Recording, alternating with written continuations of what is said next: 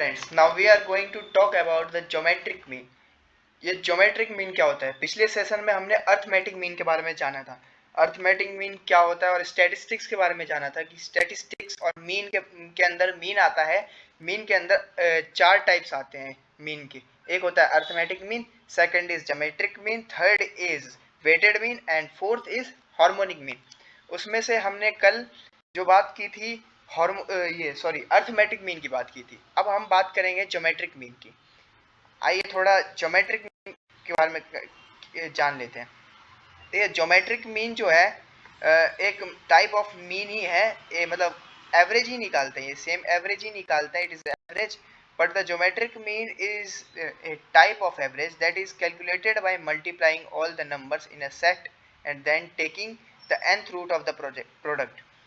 एक data set में जितने भी डेटा है उसका प्रोडक्ट करने के बाद उसका हम nth रूट निकालते हैं तो हमारे पास आता है ज्योमेट्रिक मीन। ज्योमेट्रिक मीन का फॉर्मूला ये होता है nth root of the product of data points, where n is the number of values. n जो है आपका वो नंबर ऑफ वैल्यूज है, मतलब आपके डेटा सेट के अंदर कितने वैल्यूज हैं, मतलब आपके डेटा सेट का लेंथ।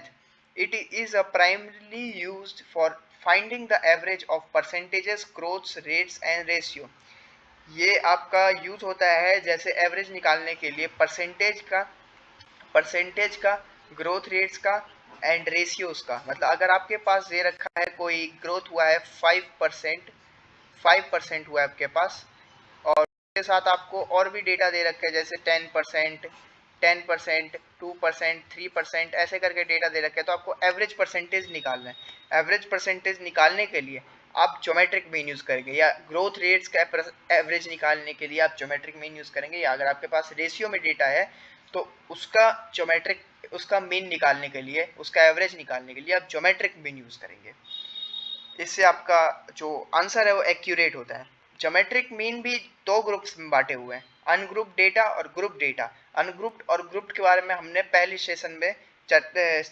सेशन में अनग्रुप्ड और ग्रुप्ड के बारे में हमने बात की थी। क्या होता है अनग्रुप्ड डेटा और क्या होता है ग्रुप डेटा। तो अनग्रुप्ड डेटा के अंदर जो फॉर्मूला होता है वो हमारे पास ये होता है, और ग्रुप डेटा के पास का फॉर्मूला हमारे पास ये होता है। इसका डेरिवेशन हम लास्ट में देखेंगे, फिलहाल हम इसके बारे में जानते हैं। इसका डेरिवेशन यानी कि कैसे ये फॉर्मूला कैसे आया, इसका डेरिवेशन देखेंगे। अब second is group geometric mean for group data. Geometric mean for group data, ऐसा ज्योमेट्रिक मीन जो कि ग्रुप डेटा के लिए है। जैसे 5% से अगर हम बात करें, 5% से लेके 10% के बीच, 10% के बीच, और 10 से लेके 15 के, 15 से लेके 20 के। तो ऐसे डेटास का परसेंटेज मतलब एवरेज निकालने के लिए हम यूज़ करते हैं geometric mean for group data. Group data के लिए यूज़ करते हैं। आइए बात करते हैं what is geometric mean for group data. तो geometric mean for group data is a measure of central tendency. ये भी एक मेजर ऑफ सेंट्रल टेंडेंसी का पार्ट है। That represent the average of data value by taking the nth root of the product of each value raising of to its frequency. The geometric mean for group data is a measure of central tendency, एक measure of central tendency है that represent the average of the data values by taking the, मतलब ये जो हमारे पास geometric mean है उसका क्या कहते हैं एवरेज निकाल के बताता है हमें raised by frequency. It is calculated using formula GM is equal to NT log, ये इसका फॉर्मूला है। और equivalently geometric mean is equal to, ऐसा भी एक फॉर्मूला होता है इसका। ये सब इसका मैं आपको सिंपल में बताता हूँ, इतनी कहानी की जगह मैं आपको सिंपल बताता हूँ। Geometric mean for group data, एक ग्रुप डेटा ही है। ज्योमेट्रिक मीन यूज होता है ग्रुप डेटा का एवरेज निकालने के लिए। उसका फॉर्मूला ये होता है हमारे पास, geometric mean is equal to NT log of summation of fi log xi upon में n। What is n here? n is the total number of values. NT log and log के बारे में हम डेरिवेशन में चर्चा करेंगे कि why here इधर NT log और log क्यों यूज किया हुआ है, समीशन क्यों किया है fi xi का, वो सब हम देखेंगे।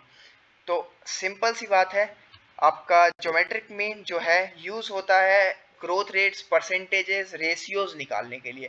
और उसमें दो पार्ट आते हैं, एक आता है अनग्रुप्ड डेटा, एक आता है आपके पास ग्रुप्ड डेटा। अनग्रुप्ड डेटा का फॉर्मूला जैसा कि ये है जैसा कि हमारे पास ऊपर वाला ये है, इसे हम प्रोडक्ट ऑपरेटर कहते हैं, जो 11 से दिख रहा है आपको, इसको हम प्रोडक्ट ऑपरेटर कहते हैं। इसके बारे में भी हम चर्चा करेंगे डेरिवेशन में। Geometric mean for grouped data, जो कि ग्रुप्ड डेटा का ज्योमेट्रिक मीन निकालने के लिए यूज होता है, जैसे 5 से लेकर 10%, 10 से लेकर 20%, ऐसा डेटा का निकालने के लिए यूज होता है एवरेज। अब हम देखते हैं इसका डेरिवेशन।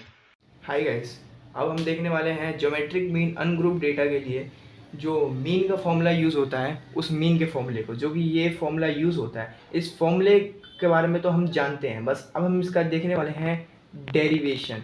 क्या देखेंगे हम? इसका डेरिवेशन देखेंगे। तो डेरिवेशन इसका करते हैं। चलो फिर से वही पिछला वाला एजम्पशन लेते हैं जो कि हमने मीन में लिया था, अरिथमेटिक मीन के अंदर। अरिथमेटिक मीन के अंदर हमने क्या लिया था? एजम्पशन लेट किया था हमने, let we have a data x, then its data points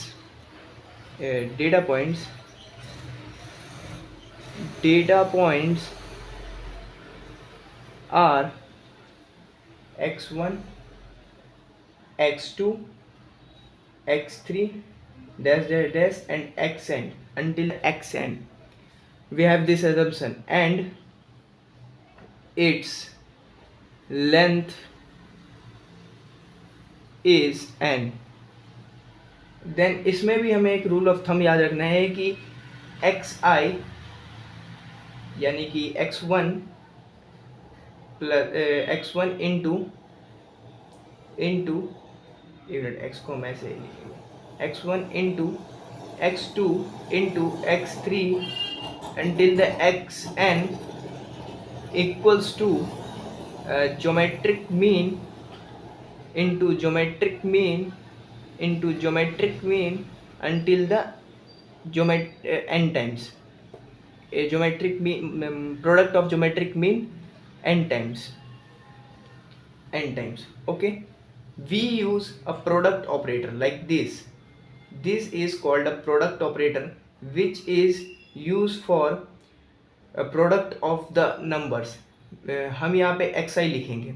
It means xi का मतलब i के अंदर वैल्यू आती रहेगी from i is equal to 1 to n. i is equal to 1 से लेके n तक i में वैल्यू आती रहेगी और उसका प्रोडक्ट होता जाएगा। जैसे हम सिग्मा यूज़ करते थे एडिशन के लिए, वैसे ही हम प्रोडक्ट ऑपरेटर यूज़ करते हैं मल्टीप्लिकेशन के लिए, प्रोडक्ट के लिए।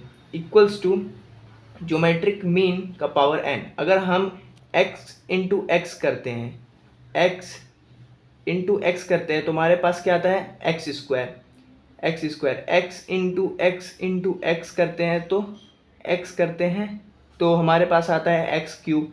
तो ऐसे ही जितने बार ये मल्टीप्लाई होता है उतना उसका पावर हो जाता है, तो यहाँ पे कितने बार मल्टीप्लाई हो रहा है geometric mean? n times multiply हो रहा है। तो n टाइम्स मल्टीप्लाई हो रहा है तो उसके बाद हम प्रोडक्ट ऑपरेटर ऑफ xi लेंगे, i इज इक्वल टू 1। तो हमने इसकी पावर में n लिख दिया है। Now let's see that equals to इसका अब आ जाएगा रूट n, क्योंकि ये जो स्क्वायर है, क्योंकि हमें ज्योमेट्रिक मीन का फॉर्मूला निकालना है। तो ज्योमेट्रिक मीन इधर ही रहेगा, लेकिन इसके ऊपर जो पावर में n है, ये इधर आ जाएगा। तो n पावर में n का मतलब क्या हो गया? 1 अपॉन में n, तो इधर जाएगा, इक्वल्स के इधर जाएगा तो ये हो जाएगा n। सिंपल फॉर्मूला है 7/6 का अलजेब्रा। तो अब हम देखेंगे is equal to geometric mean. तो हमारे पास फाइनल आंसर क्या आ गया? ज्योमेट्रिक मीन का formula is equals to nth root of product operator of from i is equal to 1 to n of xi। ये हमारे पास फॉर्मूला आ गया ज्योमेट्रिक मीन का। ये फॉर्मूले का डेरिवेशन था। आपको इसको 2-4 बार प्रैक्टिस करना है, आपको ये फॉर्मूला खुद याद हो जाएगा। आपको ये फॉर्मूला याद करने की ज़रूरत नहीं है, ये कोई एसएसटी की थ्योरीज नहीं है जिसको आपको याद करना पड़ेगा। तो आपको इस फॉर्मूले का डेरिवेशन देखना है जिससे आपको इसका अच्छे से रिवीजन हो। अब हम देखते हैं geometric mean for group data का जो फॉर्मूला होता है उसका डेरिवेशन। फ्रेंड्स, अब हम देखने वाले हैं ज्योमेट्रिक मीन ग्रुप डेटा का जो ज्योमेट्रिक मीन निकालने के लिए फॉर्मूला यूज़ होता है, उस फॉर्मूले का डेरिवेशन। इस डेरिवेशन को जानने के लिए हमें कुछ टर्म्स जानने पड़ेंगे, जैसे कि एंटीलॉग और ln। What is antilog and what is ln? क्योंकि ये जो फॉर्मूला होने वाला है इसका डेरिवेशन थोड़ा सा ट्रिकी है, तो इसको आसान करने के लिए हम इन टर्म्स को सिंपली समझ लेंगे। तो पहले हम समझते हैं ln का मतलब। ln is equals to natural log of any number. What is natural log with base e। अब e क्या होता है? e होता है यूक्लर कांस्टेंट। अब यूक्लर कांस्टेंट की वैल्यू क्या होती है? 2.718। ये चीज़ आपको याद रखना है, यूक्लर कांस्टेंट की वैल्यू। अब हम इसका डेरिवेशन देखेंगे। डेरिवेशन देखने के लिए एंटीलॉग पहले हम जानेंगे क्या होता है एंटीलॉग। एंटीलॉग मतलब e to the power something. अब इधर एक आप टर्म समझिए, एक केस देखिए कि अगर आपके पास लॉग है x का विथ बेस e, x का लॉग है, इक्वल्स टू क्या हो जाएगा? इसका मतलब x equals to e to the power y। इसका मतलब ये हो गया, क्योंकि बेस e है, अगर बेस e ना होता, चलो 10 होता बेस, तो इसके e की जगह पे 10 आ जाता। ये सिंपल लॉगरिथम है, आपको पता होना चाहिए ये चीज़, क्योंकि ये सिंपल है, ये छोटी क्लासों में सिखाया जाता है ये चीज़। तो अब इसके बारे में हम जानेंगे, फॉर्मूले का डेरिवेशन देखेंगे। देखेंगे तो पहले हम ज्योमेट्रिक मीन का फॉर्मूला देखेंगे। ज्योमेट्रिक मीन का फॉर्मूला क्या होता है हमारे पास? nth root of product operator xi।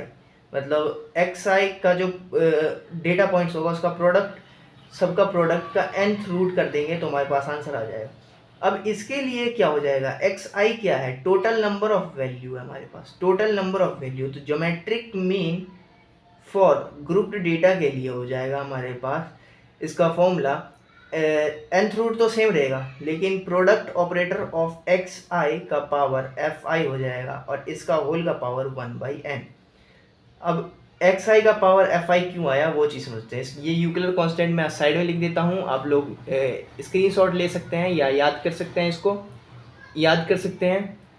यूक्लियर constant करके लिख देता हूँ मैं।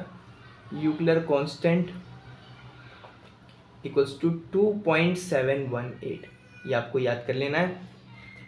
अब देखेंगे इसका मतलब क्या हुआ, xi का पावर fi। देखिए xi जो हमारे पास xi into x1 into x2 into x3 into fi times, मतलब fi टाइम्स, तो इंटू ये fi टाइम्स मल्टीप्लाई हो रहा है।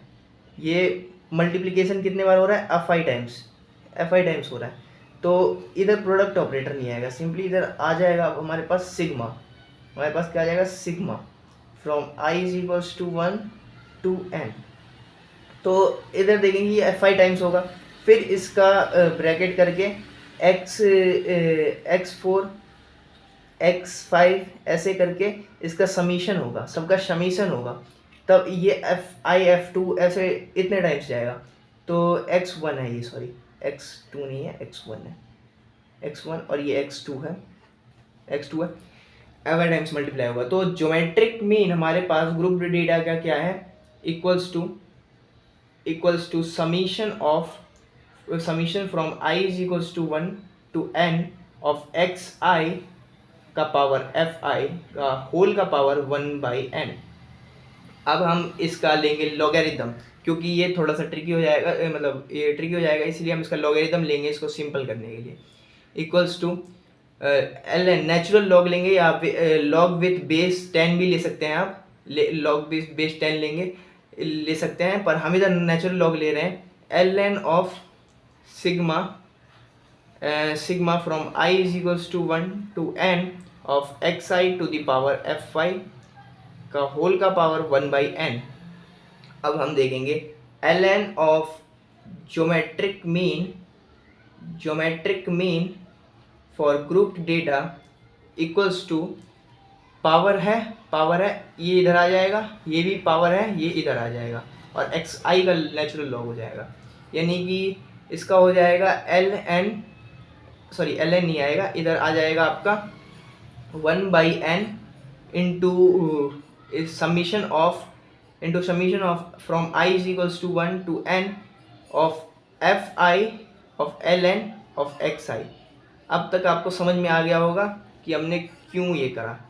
अब ये चीज़ देखिए, इधर ln of geometric mean group data का है, लेकिन हमें सिर्फ geometric mean of group data का पता लगाना है, ज्योमेट्रिक मीन ऑफ सिर्फ ग्रुप डेटा का पता लगाना है। तो क्या करेंगे हम इसके लिए हम क्या करेंगे, इसका ये करेंगे, क्या कहते हैं, मतलब नेचुरल लॉग हटाने के लिए हम इसका एक्सपोनेंशियल करेंगे। तो इसका एक्सपोनेंशियल करने के लिए e टू दी पावर हम ले जाएंगे इसको, e टू दी पावर में चला गया geometric mean of group data equals to e to the power 1/n of sigma from i is equals to 1 to n of f i l n x i. ये e to the power है 1/n e to the power, e का power है, okay. और यहाँ पे आ गया e to the power, ये आ गया आपका यहाँ पे e to the power geometric mean for group data equals to, ये आ गया। अब देख सकते हैं आप कि इसका जो आंसर है ये यहाँ पे ऐसे आ जाएगा, geometric mean of group data, क्योंकि इसका आंसर आपका आएगा geometric mean for group data, यही आ जाएगा जो इसके पावर में है, इक्वल्स टू क्या हो जाएगा, एंटी लॉग ऑफ, सॉरी इधर स्पेस थोड़ा कम है इसीलिए हम थोड़ा नीचे लिखेंगे, of 1/n summation of from i is equals to 1 to n of f i l n x i. और ये इसका हो जाएगा आंसर, इसका आंसर हो जाएगा डेरिवेशन। आप ये फॉर्मूला आप यहाँ से भी देख सकते हैं, अगर आपको यहाँ पे अच्छे से ना दिखे तो आप यहाँ से भी लिख सकते हैं। इस वीडियो में बस इतना ही। Please don't forget to like and subscribe our channel. Thank you.